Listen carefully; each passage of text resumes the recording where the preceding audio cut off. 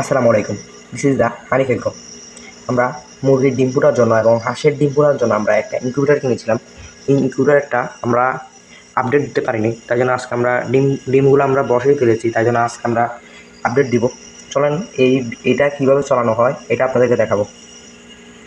এই যে মিটারটা দেখা যাচ্ছে, এই মিটারটা একটা তাপমাত্রা সেন্টিমিটার। এই মিটারটা ভিতরে কীরকম তাপমাত্রা আছে এটা সেট আপ করা আছে। তাপমাত্রা বেশি হলে এটা নিজে বাজে অফ হয়ে যাবে। আর এই মিটারটা হলো ব্যাটারি সিস্টেম। যখন আপনি ব্যাটারির সাথে কানেকশন দিয়ে এই লাইনটা আপনি দিবেন, তখন এই মিটারটা চলবে। এটার ভিতরে আমরা কানেকশন দিয়ে রাখছি। যখন কারেন্টটা যখন চলে যাবে, এটা অটোমেটিক এটা চলা শুরু করবে।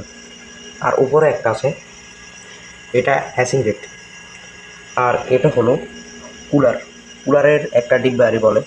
আমরা এখন আপনাদেরকে ভিতরে দেখাবো। চলেন আপনাদেরকে আমরা ভিতরে দেখাই। আমাদের এখানে ভিতরে চিয়া হাঁস এবং বাংলা মুরগির ডিম এখানে আছে। আর এটা আবার অনেকজনে বলবেন, ভাই আমরা ডিম দিয়ে আমরা কীভাবে এগুলো আমরা পরিচর্যাটা করবো, ভাই আমরা এগুলা লাড়াচাড়া কীভাবে দিতে হবে এগুলো আপনাদেরকে আমরা দেখাই দিচ্ছি। দাঁড়ান, এই ধরেন একটা আমি ডিম নিব। এই ডিমটার নিচে আমরা একটা মাখ দিয়ে রাখছি। এটা 4 ঘন্টা পরে পরে একটা একটা করে লাড়া দিতে হবে। এরকমভাবে সবগুলা ধরেন আমি দেখাই, এক সাইড থেকে আপনি আস্তে আস্তে এগুলা ঘুরে দিবেন। এরকম ঘুরায় ক্রস চিহ্নটা আপনি আনে দিবেন 4 ঘন্টা পরে। আমার 4 ঘন্টা হয়েছে, তাই জন্য আমরা এটা আবার ঘুরাই দিচ্ছি।